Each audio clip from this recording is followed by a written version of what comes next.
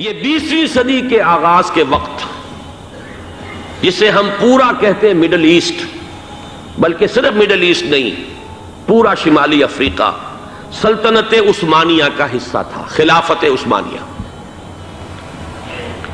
Libya, الجزائر، مصر، پورا حجاز، یمن، پورا عراق، شام، اور یہ شام ہی کے حصے ہیں در حقیقت، اردن اور لبنان، یہ سب، یہ شام عرب، عراق عرب، یہ پورا علاقہ خلافت عثمانیہ یہ اس کا حصہ تھا۔ پہلی جنگ عظیم میں انگریزوں نے عربوں کو بغاوت پر آمادہ کیا، غداری پر آمادہ کیا، انہوں نے خلافت عثمانیہ کے خلاف بغاوت کی، بیج بوئے ان کے دلوں کے اندر نفرت کے، ابھارا انہیں کہ تم ترکوں کے غلام کیوں ہو، تمہیں خود حاکم ہونا چاہیے، تم کھڑے ہو جاؤ، ہم مدد کریں گے، تم بغاوت کرو، تم ان ترکوں کے خلاف ہماری مدد کرو، ہم تمہیں آزاد کر دیں گے، تم اپنے پاؤں پر خود کھڑے ہو جانا۔ یہ بہت ہی ہمارے لیے دردناک المیہ ہے اس پہلی جنگ عظیم کا۔ کرنل لارنس جیسا شخص، برطانوی استعمار، اور اس کے نتیجے میں عربوں نے بغاوت کی۔ اور اس قدر دردناک بات آپ کو بتا رہا ہوں، میں پہلی مرتبہ جب سن 62 میں حج کے لیے گیا مدینہ منورہ میں، ابھی وہ ریل کے انجن کھڑے ہوئے تھے۔ یہ ترکی کے زمانے میں، سلطنت عثمانیہ کے زمانے میں بغداد سے مدینے تک ریلوے لائن تھی۔ یہ پورا ایک عالم سلطنت عثمانیہ، صرف سلطنت نہیں، خلافت عثمانیہ، پوری ٹرینیں جو ہے ترکوں کی اڑائی گئی، ہزاروں ترکوں کو شہید کیا گیا، یہاں تک کہ صحن حرم میں شہید کیے گئے سینکڑوں ترک۔ یہ جرم تھوڑے نہیں ہے، معمولی نہیں ہے۔ آج جس کی سزا مل رہی ہے، معلوم ہونا چاہیے کہ وہ جرائم کون کون سے تھے۔ اب بھی جو لوگ گئے ہیں انہوں نے دیکھا ہوگا، ترکی کا قلعہ موجود ہے اوپر پہاڑی کے اوپر، حرم کا جو سب سے بڑا دروازہ ہے باب ملک عبدالعزیز، اس کے سامنے ایک لائبریری ہوتی تھی، اب تو غالباً وہ بھی گرا دی گئی ہے، اس کے پیچھے پہاڑی پر ترکوں کا قلعہ ہے پرانا، اس پر توپیں موجود تھیں۔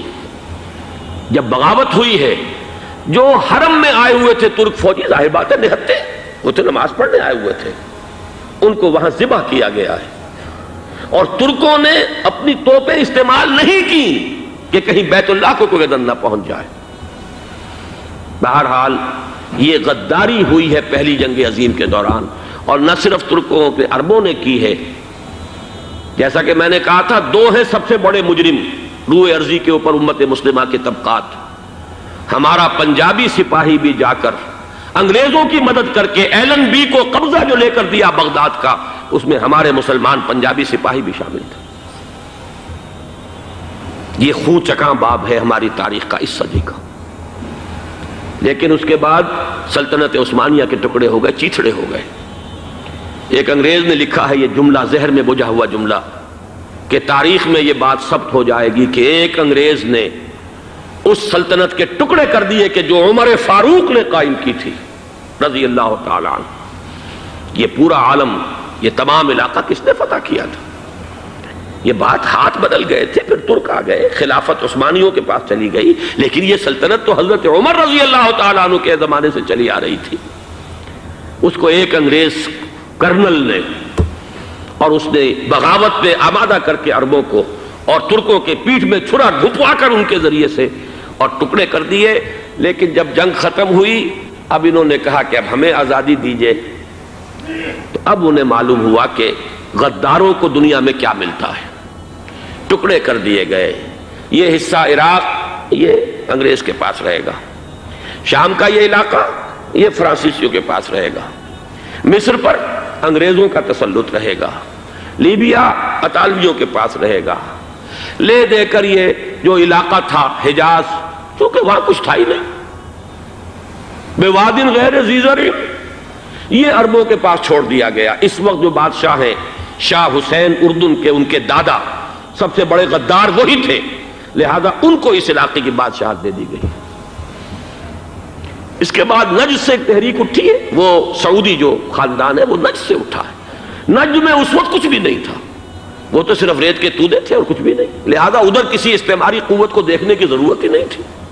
وہ تو بعد میں تیل برآمد ہوا اور اس کی حیثیت ہو گئی، اور یہ امارات کا علاقہ جو ہے اس کی دنیا میں اب گویا کہ یوں سمجھیے کہ جو سب سے زیادہ اہم علاقے ہو سکتے ہیں روئے ارضی کے نقشے پر، ان میں سے ایک وہ ہو گیا. لیکن یہ اس وقت کی بات میں کر رہا ہوں، کوئی حیثیت نہیں تھی، لہذا اس کو چھوڑ دیا گیا. یہ ہے تاریخی پس منظر، یہ لکیریں جو کھینچی گئی ہیں. یہ ایک ملت اسلامیہ کو جو قومیتوں میں تقسیم کیا گیا، پھر نعرے لگوائے گئے المصر للمصریین الشام للشامیین. اب شامی ایک علیحدہ قوم ہو چکے ہیں، مصری ایک علیحدہ قوم ہو چکے ہیں، عراقی ایک علیحدہ قوم ہو چکے ہیں. یہ ساری تقسیمیں استعمار کی پیدا کرنا ہے، اس کا کوئی تعلق اسلام کے ساتھ نہیں. اب ضرورت تو اس بات کی تھی کہ استعمار کے پنجے جب یہاں سے کچھ ہٹے، دوسری جنگ عظیم کے بعد ایک دور آیا، امریکہ ابھرا ہے دنیا کی عالمی سطح پر سیاست میں. اس کے ہاں کچھ آزادی کے تصورات تھے، اس نے بھی سپورٹ کیا. برطانیہ کمزور ہو چکا تھا، وہ اتنے بڑے علاقے کو اب ہولڈ نہیں کر سکتا تھا. ہندوستان بھی آزاد ہوا، پھر یہ کہ اور دوسرے علاقوں سے بھی اس کو پسپائی اختیار کرنی پڑی. استعمار کے پنجے جس طرح بھی ہوئے، ان کے سینوں سے، عربوں کے سینوں سے جو ہے گویا کہ وہ ہٹے. لیکن امریکہ نے ایک اپنی بہت بڑی حکمت عملی جو اختیار کی، عالم عرب کے سینے میں اسرائیل کا خنجر پیوست کر دیا تاکہ یہ کبھی آزاد نہ ہو جائیں، ہمارے انگوٹھے تلے رہے، ہماری پالیسی گورن کرے. یہ استعمار کا دوسری جنگ عظیم کے بعد جہاں برطانوی استعمار، فرانسیسی استعمار رفتہ رفتہ یہ ہٹنے شروع ہوئے. صدر ناصر نے انگریزوں کو اٹھا کر پھینکا میڈیٹرینین میں اور دوسرے جگہوں سے. الجزائر نے آزادی حاصل کی فرانس سے، اطالویوں سے جو ہے لیبیا والوں نے آزادی حاصل کی. یہ ہو گیا، لیکن ایک خنجر پیوست کر دیا گیا اسرائیل کا سینہ عرب. اس صورتحال میں ظاہر بات ہے کہ ایک تو بڑی آئیڈیل پوزیشن تھی کہ پورا عالم اسلام متحد ہو، لیکن وہ تو بہت دور کا خواب معلوم ہوتا ہے. علامہ اقبال سے بڑا کوئی نقیب نہیں ہے ملت اسلامی کی وحدت کا. ایک ہو مسلم حرم کی پاسبانی کے لیے، نیل کے ساحل سے لے کر تا بخا کے کاشغر.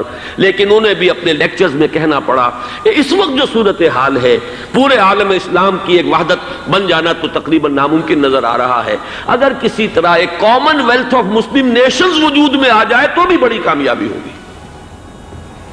لیکن اس سے بھی پہلے یہ تو زیادہ آسان تھا کہ عالم عرب ایک وحدت کی شکل اختیار کر لے.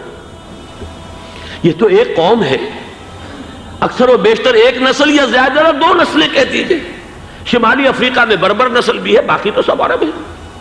یہ پورا عالم ایک نسل، ایک زبان، پورے اتنے رقبے کے اوپر بولے جانے والی ایک زبان، یہ تو ایک ہو جائے.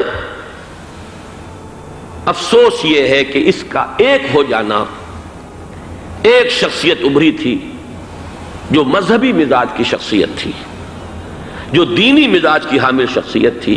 اگر اس کی قیادت میں عالم عرب متحد ہو جاتا تو واقعتاً ایک بہت بڑا جو ہے مرحلہ وہ طے ہو جاتا پوری عالمی ملت اسلامیہ کی ایک وحدت اختیار کرنے کا.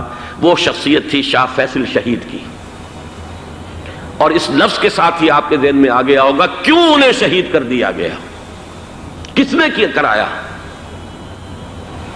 کہاں سے تعلیم حاصل کر کے آیا تھا وہ جس نے شہید کیا شاہ فیصل شہید کو. اس کی گردن پر کون سوار تھی، وہ یہودی لڑکی کے جس کے فوٹو بھی شائع ہوئے، ایک گردن پر اٹھائے کھڑا ہوا شہزادہ اپنی ایک یہودی دوست کو، لڑکی کو. اور وہی ہے کہ جس نے جا کر پستول سے شہید کیا ہے. جان میں اچھی طرح جان لیجئے، جیسے بارہا میں نے عرض کیا ہے کہ حضرت عمر کو شہید کرنے والا کہنے کو ابو لولو فیروز تھا، لیکن اس کے پیچھے پورا ایرانی نسل پرستی کا جو پورا پس منظر ہے، اسے تو ہر شخص جس کی ذرا بھی نگاہ جو ہے جو صرف منظر کو نہ دیکھ رہی ہو، پس منظر کو بھی دیکھنے والی ہو، وہ تو جان لے گی کہ ابو لولو فیروز ایک فرد کا نام نہیں تھا، وہ ایران کا انتقام تھا عالم عرب سے. بالکل اسی طریقے سے یہ امریکی استعمار کا ہتھ کنڈا تھا، اسے محسوس ہوا. شاہ فیصل مذہبی مزاج کا شخص یہ ابھر رہا ہے، اور یہ شاہ فیصل کی حکمت عملی کا ذرا آپ اندازہ کیجئے. لاہور میں سمٹ کانفرنس ہوئی، اس میں وہ آئے، سب سے ٹاورنگ پرسنالٹی پورے اس وقت عالم اسلام کے اندر شاہ فیصل کی تھی. اور وہ گویا کہ ایک بہت ہی جس کو کہا جائے کہ ایک بہت ایلڈرلی، ایک بزرگانہ ایک شخصیت جو ہے، اور انہوں نے اپنی دولت کے دروازے، عرب میں وہ مشہور تھے کہ نہایت خسیس اور بخیل انسان ہے، اس لیے کہ وہاں وہ خرچ کرتے تھے حساب کتاب کے ساتھ، لیکن ان کے خزانے کھلے ہوئے تھے عالم اسلام کے لیے، ادھر بھی مدد ہے، ادھر بھی مدد ہے، ادھر بھی کام ہو رہا ہے، ادھر بھی کام ہو رہا ہے۔